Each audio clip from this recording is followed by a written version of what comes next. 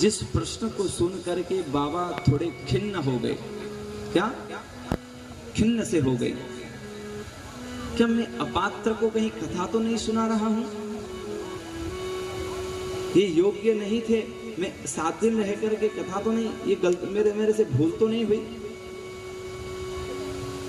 पर बाद में आया, ओहो, कली काल के लोगों के लिए इसने प्रश्न किया तो ठीक है। तो रास का वर्णन कर ही रहे थे कि भव्य रास लीला हो रही थी, तो परीक्षित बोले कि 1 मिनट, क्योंकि हमने तो कृष्ण के बारे में यही सुना है, संस्थापनाय धर्मस्य। अरे धर्म के संस्थापन के लिए भगवान आए हैं, धर्म की सेतु को बांधने के लिए। परदारा विमर्शनम, पर स्त्री को कैसे स्पर्श कर रहे हैं, ये कैसे लीला है इनकी? कि राक्षसी को मार के दिखा, फिर पास हो जाएगा तो आगे की लीला करना।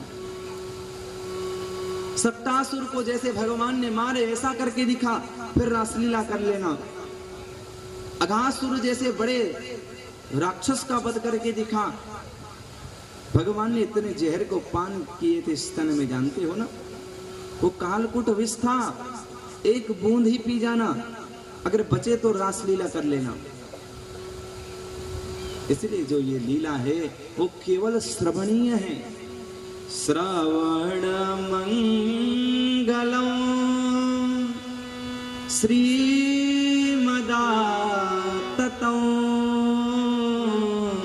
भुवि गृह्णन्तु ते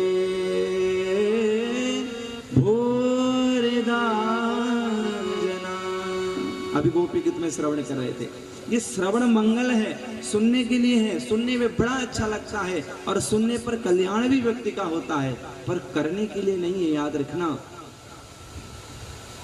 और आप जीवन में ऐसी भूल कर रहे हैं कि भगवान कृष्ण ने ऐसी लीला की, हम करेंगे तो सबसे बड़ा अनर्थ है, कलंक है आप।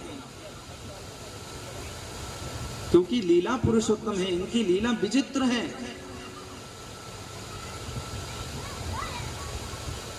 और दूसरी बात,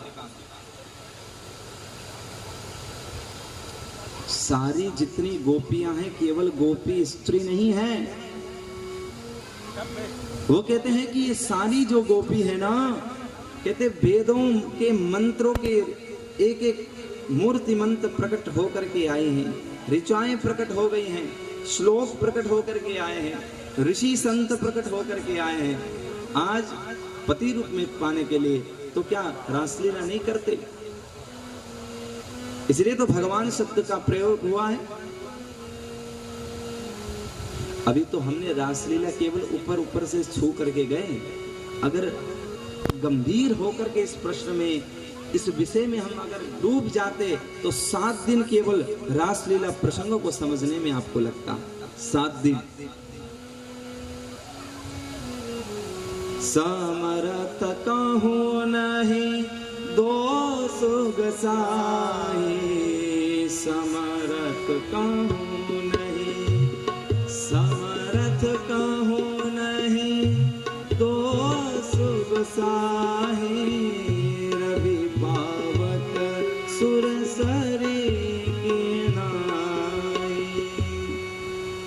तुलसीदास जी कहते हैं कि समरथ के बराबर कभी मत करना, क्योंकि तुम समर्थ नहीं हो, यानी कि समर्थवान नहीं हो। और समर्थशील व्यक्ति में कोई दोष होता भी नहीं है और दोष लगता भी नहीं है, वो पाप से दूर रहता है। जैसे कि रवि पावक सुरसरी की नाई। ध्यान से सुनना, सूर्य भगवान सुबह निकलते हैं तो क्या फूलों के ऊपर ही किरण जाते हैं कि कीचड़ में भी जाते हैं? हैं? सूर्य भगवान सुबह निकलते हैं तो उनके किरण कहां कहां चले जाते हैं? कीचड़ में भी जाते हैं, फूल में भी जाते हैं, पापी व्यक्ति के ऊपर भी जाते हैं, धर्मात्मी के ऊपर जाते हैं, मंदिर के अंदर जाते हैं, कत्ल खाने के ऊपर भी सूर्य की किरण जाते हैं।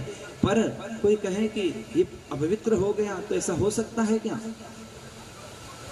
उसी प्रकार कोई कह दे कि ये रासलीला भगवान ने गलत की है, तो वो बात भी उसी प्रकार झूठी है। कहते अग्नि हर हर हर हर हर जल रही है, कचरा फेंको राख होना है, लड्डू फेंको राख होना है, साकल्य हवन का साकल्य सुहा कर दो राख होना है। क्या अग्नि देखती है ये अच्छा है ये बुरा है, और कभी अपवित्र नहीं हो सकती है। अग्नि सदा पवित्र है। उसी प्रकार भगवान जो लीला करते हैं वो कभी अपवित्र नहीं हो सकती है। और अंतिम उदाहरण दे रहे हैं सूरसरी यानी गंगा जी। ऊपर तो पंडित जी आचमन कर रहे हैं, उसके ऊपर कुत्ता पानी को चाट रहा है, उसके ऊपर जूती धो रहा है, उसके ऊपर कुल्ला कर रहा है। होते हैं ऐसे, हम तो हरिद्वार में बहुत रहे हैं, हम देखते हैं गाड़ी से भी जाते हैं हरिद्वार में, तो ऊपर पुल बने हैं कई ब्रिज, आगे से ही बहुत रुड़की से ही लग जाते हैं कई पुल। ऊपर पहुंचते पहुंचते बहुत सारे पुलों के माध्यम से आपको आगे जाना पड़ता है। तो लोग बड़े छल करते हैं, गाड़ी के शीशा खोल दिए, फेंक दिए कचरा। कौन देख रहा है? ना पुलिस आपको पकड़ रही है, ना ही कोई दंड देने वाला व्यक्ति है, और वही व्यक्ति आगे जाकर के हर हर गंगे मेरे पाप को दूर करो, मुझे बहुत कष्ट है, फिर चिल्ला करके आ जाएगा। पहले कचरा फेंका। फिर भी माता कभी अपवित्र नहीं होती है, कहने का मतलब यही है। उसी प्रकार कभी दोष नहीं होता है। बोलिए भक्तवत्सल भगवान की।